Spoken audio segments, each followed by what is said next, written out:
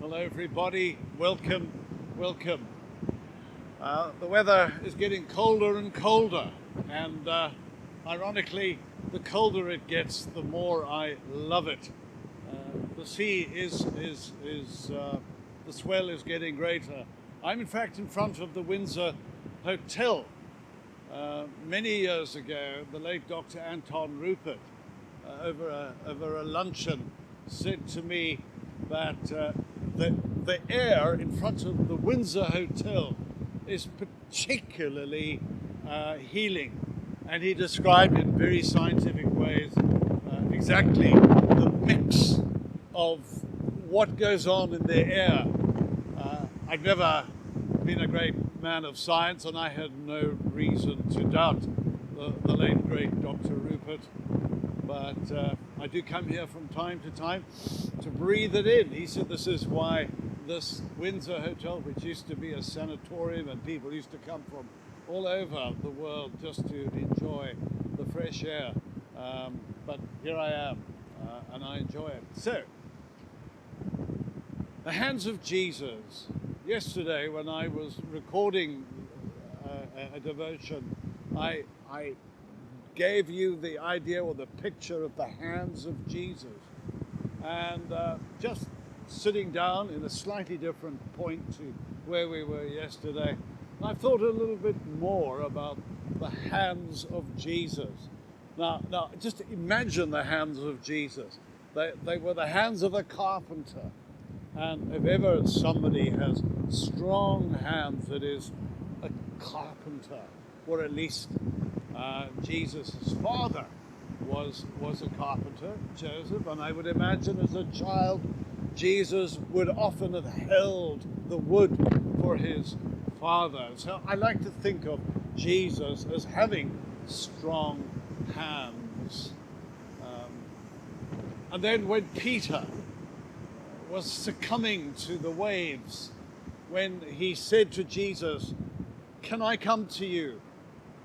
And he steps out of the boat, and Jesus has come, and probably he was holding out his hands, and Peter begins to sink, and Jesus reaches down and takes Peter by the hands, those strong carpenter's hands.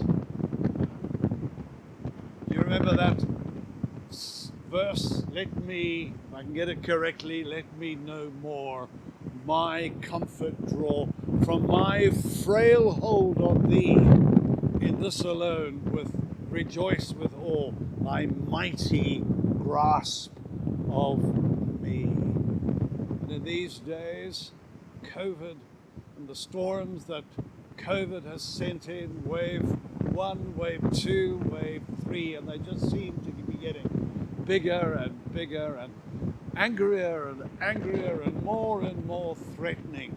It is the hands of Jesus that comes and reaches down to us and says, "Come, just trust in me." And one might just say, as a concluding thought in this respect, if you looked at the hands of Jesus, what do you think you would see?